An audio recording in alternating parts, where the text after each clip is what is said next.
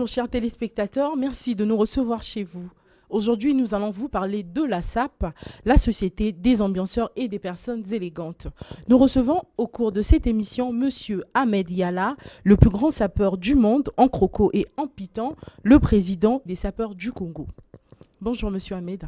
Bonjour madame. Merci de nous recevoir chez vous. C'est tout à fait un plaisir. Dites-nous comment vous avez découvert la SAP et en quelle année précisément? Je l'ai découvert depuis les années 70 en regardant nos grands frères qui étaient en train d'exceller. Mais moi, j'ai pris le chemin de la SAP en 1980. En 1980, déjà, M. Ahmed s'habillait bien, s'habillait cher. Et dites-nous, comment vous faisiez à cette époque-là pour vous acheter tous ces habits? Oui, en 1980, j'avais 15 ans. Effectivement, vous posez la question de savoir comment un jeune homme de 15 ans peut peut-être faire la SAP et de haut niveau. Je bénéficiais tout simplement du concours d'un grand frère qui était parisien, et qui lui n'était pas sapeur, mais qui vendait des habits, et donc ramenait ses vêtements de France, et j'étais donc un commercial. Et lorsqu'il repartait, toute la manne vestimentaire restait à notre disposition, et c'était pour moi donc le champ d'expression vestimentaire pour faire ma SAP. Dites-nous les critères de la SAP, puisqu'on parle de la SAP.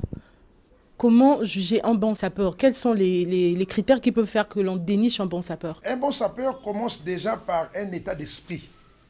On dit qu'il faut d'abord commencer par vouloir la chose. Malheureusement, dans la SAP, quand on commence la SAP, on est buté. Parce que SAP égale argent. Or, il faut de l'argent pour acheter des vêtements. Mais nous, au Congo, on commence la SAP très jeune. Et lorsqu'on commence, on n'a pas d'argent. Nous faisions ce qu'on appelle donc la SAP de la passion. La SAP de passion, c'est on aime la SAP, on connaît la SAP, on n'a pas l'argent, on n'a pas de vêtements. Et on commence à aller donc emprunter les habits de part et d'autre. Et un bon sapeur, c'est celui qui emprunte aussi. Tout sapeur commence par là. C'est le commencement de tout sapeur. Parce que vous commencez, vous êtes jeune, vous êtes encore sur le banc de l'école. Mais SAP égale habit. Vous n'avez pas d'habit, vous n'avez pas d'argent pour acheter des habits. Mais la SAP, nous on appelle ça le phénomène de miner. Donc on pouvait aller emprunter. En ce temps-là, dans l'adolescence, dans la jeunesse, on emprunte. Je emprunte moi la chaussure, emprunte moi le pantalon, et j'essaie de mixer l'ensemble et je sors avec. Parce que je veux de la SAP, mais je n'ai pas les moyens. Mais chemin faisant, l'homme grandissant, à un moment donné, il faut commencer à avoir maintenant les moyens de ta politique. C'est-à-dire qu'il faut que tu aies de l'argent, capable de t'acheter maintenant tes propres habits, afin que tu aies une indépendance vestimentaire. Voilà. Et Monsieur Ahmed Yalla, le plus grand sapeur en piton et en croco, dites-nous, vous vous habillez excessivement cher. Comment vous faites pour vous acheter tous ces habits? D'abord, lorsque vous entendez que M. Yalla est le plus grand sapeur du monde en croco et en piton, pour être plus grand, c'est que vous avez des attributs démontrables plus forts que tout le monde. Aucun sapeur au monde n'a paru comme Ahmed a paru le 8 mars, tout habillé en crocodile. Monsieur Ahmed, est-ce que vous avez fait le tour du monde pour savoir? Quand on dit le plus grand sapeur, et quand on parle de la SAP, retenez que la SAP, c'est d'abord Congo-Brazzaville. Oui. C'est la RDC. C'est aujourd'hui nos frères de la Côte d'Ivoire qui nous ont suivis. Et voilà. Et puis quelques périphériques qui s'alimentent un peu de la SAP. Donc, quand on dit le plus grand sapeur du monde, ça concerne le monde des sapeurs. Parmi les sapeurs, aucun sapeur connu dans le monde n'a apparu comme Ahmed a apparu le 8 mars, tout en crocodile, du pied, pantalon, gilet, costume, nœud, tempêtre, sac, en crocodile et en piton. Aucun n'a apparu comme ça. Donc du coup, c'est tout à fait normal qu'il est le plus grand. Ça, c'est le plus grand. En croco et en piton, oui, parce que le croco et le piton, c'est une spécialité. Le crocodile, le piton, ce ne sont pas des tissus.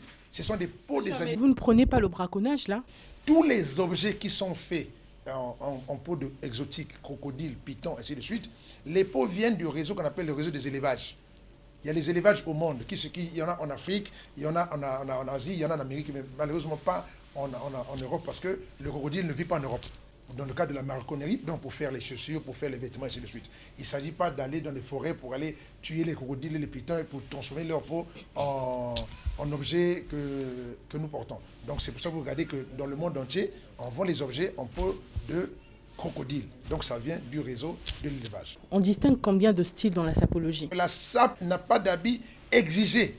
On peut s'habiller n'importe comment, mais à condition que vous mettez de l'art, que vous harmonisez les couleurs et que tout cela vous donne une agréabilité à la vue selon ce que vous regardez. Sur ce principe-là, nous retenons que nous faisons la SAP avec des costumes, comme je suis là. Et le costume, c'est l'habit par excellence de la SAP. C'est le vêtement universel, la SAP classique, portée par les présidents, par les ministres, par les autorités, par tout le monde. Et après, vous avez donc le fashion, les fashion qui rentrent dans les blousons, qui rentrent dans les décontractés, ainsi de suite. Et vous avez aussi le cuir. Le cuir, qui peut être cuir de synthétique, comme cuir de peau de vache, ou de peau de mouton, ou de veau, ainsi de suite. Et après, vous avez le haut sommet, c'est avec les peaux exotiques, en peau de coco et en peau de python. Voilà un peu les variétés que vous pouvez avoir en termes de sable. Mais quelles que soient ces variétés, il faut apprendre à mettre de l'art, comme vous le faites, harmoniser les couleurs et chercher à être agréable à ceux qui vous regardent. Donc, présentez-vous bien. Monsieur Ahmed, qui vous a inspiré dans le domaine de la sape? Celui qui m'a inspiré dans le domaine de la sape, sans fausse modestie, je ne saurais vraiment le singulariser à une personne.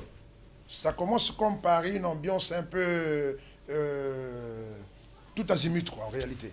Mais celui qui a donné le goût à la sape, qui a fait que nous, les jeunes, on se lance dans la sape, c'est Papa Wemba.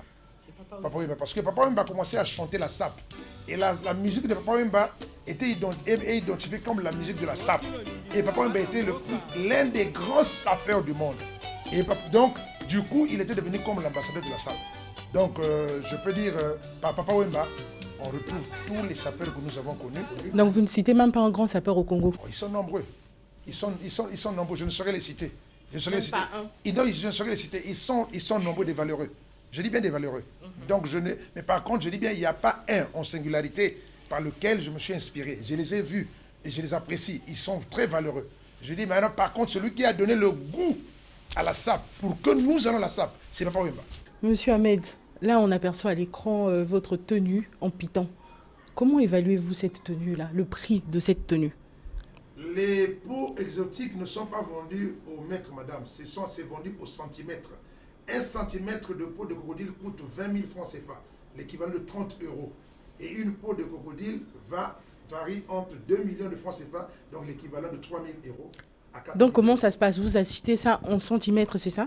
Oui, donc et c'est évalué. Quand on prend une peau de crocodile, on évalue le nombre de centimètres qu'il y a à l'intérieur. Donc vous n'achetez pas une tenue déjà faite? Non, non, non. Les peaux ne sont pas tous de la même grandeur. Donc la grandeur de la peau ressortira le nombre de centimètres qu'il y a à l'intérieur. Et c'est en fonction de ces centimètres que le prix sera déterminé. Donc on ne peut pas avoir une tenue déjà cousue et prête à porter? Mais si vous allez dans les magasins.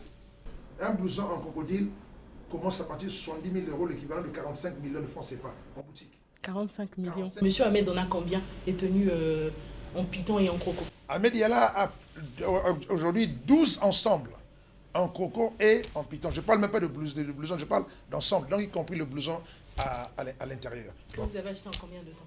Pardon? Que vous avez acheté en combien de temps? Le temps, peu importe le temps. Acheter, c'est en fonction de vos moyens, madame. Tout ce qui est vendable est achetable et il n'y a pas d'objet trop cher. Car, comme il a un prix de vente, c'est qu'il a un prix aussi d'achat. Celui qui l'a fabriqué a mis aussi de l'argent pour le fabriquer. Donc, c'est tout à fait normal. La belle paire que j'ai portée, c'est, vous voyez, c'est la pâte de crocodile. Ça, c'est un bottier congolais. Un bottier Congolais, oui. Monsieur Juste Mabiala. Voilà, qui a la même renommée et la même considération que tout le monde, les Weston, les Berluti, ainsi de suite. La particularité de cette paire, c'est qu'elle est en pâte de crocodile. C'est une pièce unique. Le blanc en Europe ne fait aucune chaussure en pâte de crocodile. Parce que leurs pattes, les crocodiles sont un peu petits. Les pattes ne sont pas assez développées pour couvrir toute la grandeur de la chaussure de M. Ahmed Yala qui porte du 46. Donc ça, c'est des grands crocodiles. Et ça, il faut, monsieur Juste Mabiala, premier bottier congolais en peau exotique, pour vous ressortir cette beauté de cette paire. Que le blanc n'a pas. Mais il faudrait qu'il y ait des mesures d'accompagnement aussi pour aider ce monsieur. Mais effectivement. Oui, puisque vous parlez de moyens, récemment vous avez été reçu par la ministre des Petites et Moyennes Entreprises, Madame Adélaïde Mougani. Vous avez parlé, je pense, de la création d'une entreprise au Congo. Donc une entreprise qui se basera sur la création des objets, des accessoires de mode, made in Congo. Donc vestes, habits en croco et chaussures. Mais est-ce qu'on peut savoir où en êtes-vous avec ce projet? Ici, nous sommes allés donc vers le ministère des Petites et Moyennes Entreprises, de l'Artisanat et de certaines informelles, comme une manière de demander à participer à l'effort de l'aide aux artisans, afin qu'ils bénéficient des crédits pour que les Congolais se commencent à créer. Donc c'était juste les crédits. En fait, moi, je me suis dit, vous, en tant que président des associations des sapeurs, c'est bien cela. Je me dis que vous aviez en fait un projet personnel. C'est ça un projet. Un projet, c'est déjà ça. On était porté de ce projet qu'on était donc partagé. Mais comme c'est le ministère concerné, mais comment est-ce que ces artisans vont arriver à se moderniser, à acquérir des machines, à avoir les moyens de leur politique? Ce n'est pas des crédits. Mais quel est le défenseur de cette ligne? C'est ce ministère-là. Pour que les justes Mabiala, les bottiers, les tailleurs, ainsi de suite, sortent vraiment de l'informel au formel en créant des grandes entités de production pour que nous arrivions à porter. Madame, tout ce que nous portons ici vient de l'Occident. C'est pour cela que ce reproche nous est fait. Comment voulez-vous parler de la SAP alors que le Congo ne produit aucun vêtement? Voyez-vous, donc on peut nous contester même cette histoire de SAP. C'est pour cela que nous avons dit qu'en réalité, la SAP, chez nous, c'est la manière de s'habiller, pas la production. Sur la production, nous n'existons pas. Mais nous avons créé l'art. Là, je suis habillé, j'ai créé l'art. Ceux qui me regardent constatent comment je suis bien habillé, ils apprécient. Mais malheureusement, au contraire, je ne suis fabricant au Congo de rien. Mais déjà, il y a la paire. Hein. Il faut qu'on signale déjà qu'il y a la paire. C'est le début d'un commencement. Oui. Donc nous voulons que le Congo intègre le monde de la création, afin que le Made in Congo, dans tous les objets, apparaisse. Nous avons déjà nos frères, comme les Bachelors, Armel Bachelor, la Maison de Connivence, nous avons Gianni Umberto, nous avons Dino Belli, nous avons un certain nombre de gens qui sont dans le monde des vêtements. Mais écoutez, et les justes sont bien là, qui sont des gens nombrillons, tant d'autres que je ne connais pas. Mais quelle est la différence qu'on fait entre les sapeurs congolais, les sapeurs de la RDC, les sapeurs ivoiriens? Puisque vous venez de dire qu'on reconnaît un Congolais par son style vestimentaire. La différence réside déjà par le fait que c'est un rapport entre le maître et les élèves. Ah bon? Ah oui. Mais le propriétaire reste le propriétaire. Et toutefois, le propriétaire peut perdre la main aussi. Hein. Je vous pose la question, peut-être pas peut-être que ça, mais je soulève comme une interrogation. Est-ce que vous pouvez vous disputer un enfant Non, entre non, le mais père je reviens sur un fait, monsieur Ahmed, s'il vous plaît. C'est impossible.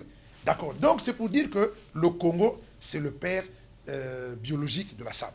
Le Congo, c'est le propriétaire de la parcelle de la SAP, le berceau de la SAP. Donc, le berceau de la SAP. Je ne conviens pas, monsieur Ahmed. Si vous... Tout à l'heure, vous avez reconnu le grand sapeur au monde. C'était Papa Wemba. Mais Papa Wemba n'est pas du Congo-Brazzaville. Non, Papa Wemba n'a pas... Comme grand, c'est même lui qui vous a inspiré dans le domaine de la SAP. Oui. Pour dire qu'aujourd'hui, les Congolais ont créé la SAP. Oui. Mais est-ce que les Congolais n'ont pas perdu cette main-là?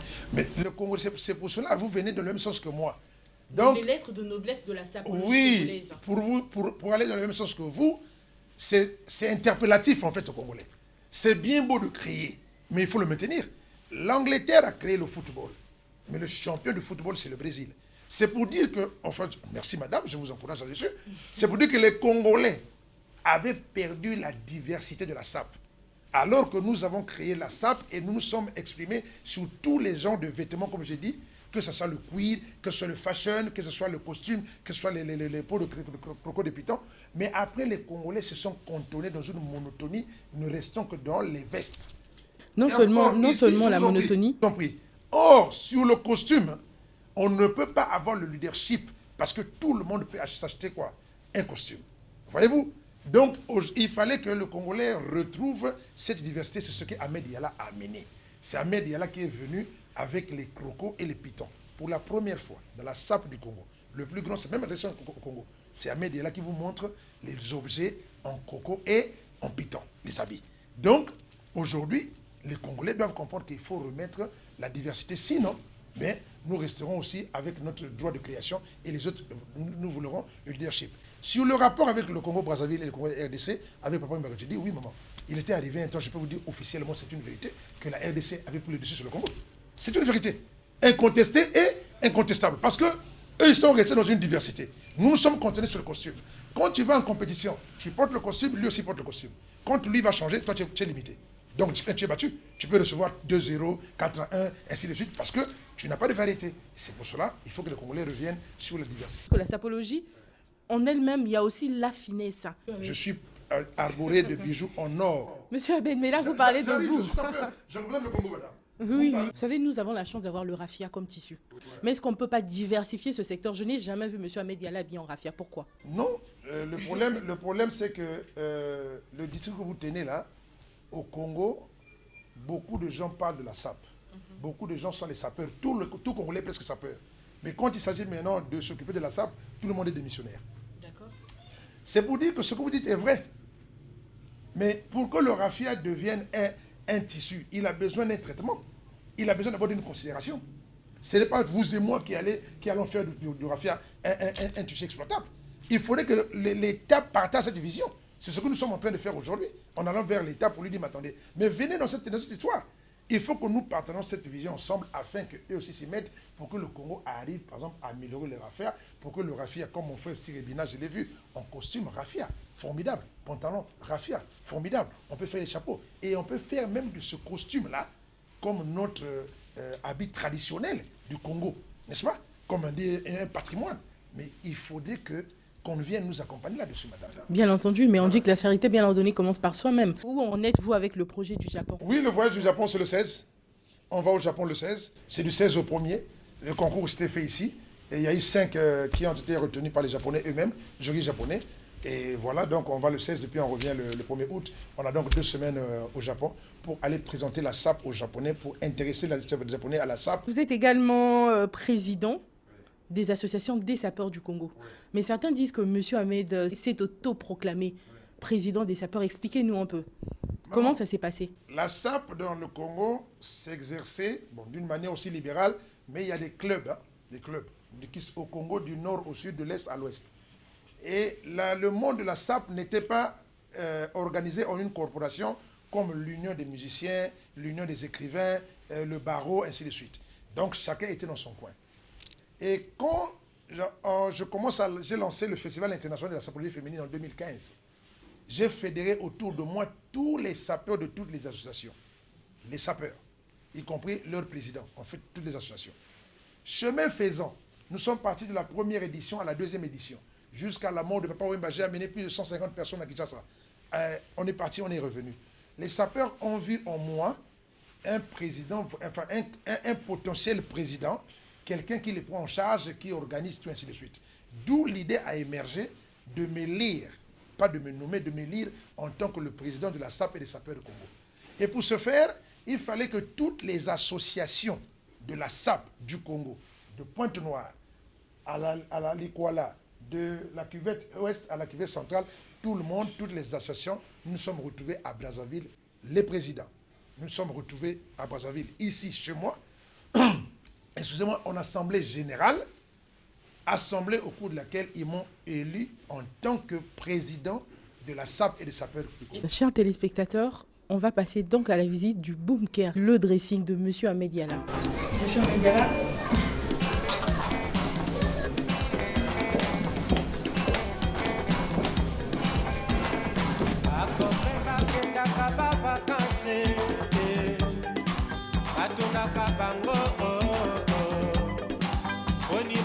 Wana ayakaka te tamba etanie okanda moye baboti boyo kalisi toile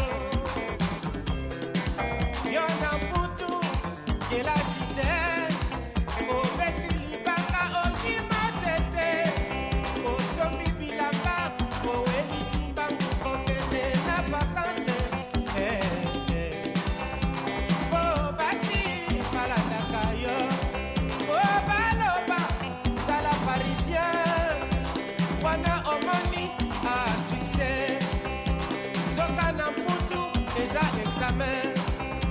Jura proclamation à Kinshasa, jura proclamation à Sefa, Amokili Baninga Motoningana, Rosali passager Toyokana, Ambo Stanley Ayakana Kinyo, Akutana Kana Kokonanga Yoyo, Kokona Gema, Nakoyana Kinye, Jurangoe. Ndako nanga eza nango banyole nanga eza nango kamwa esika ekotisaka mbanga ezanga te ezanga te ezanga te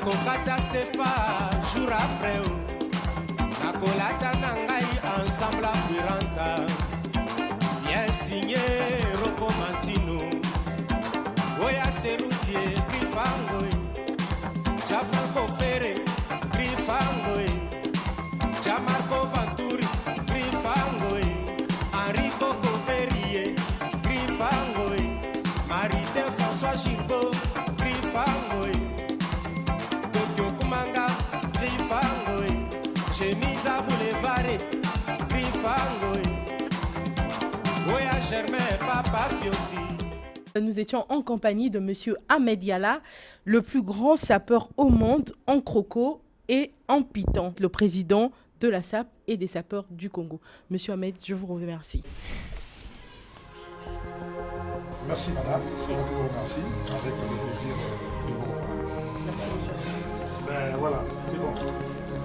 C'est bon les gars, voilà, suivez l'émission.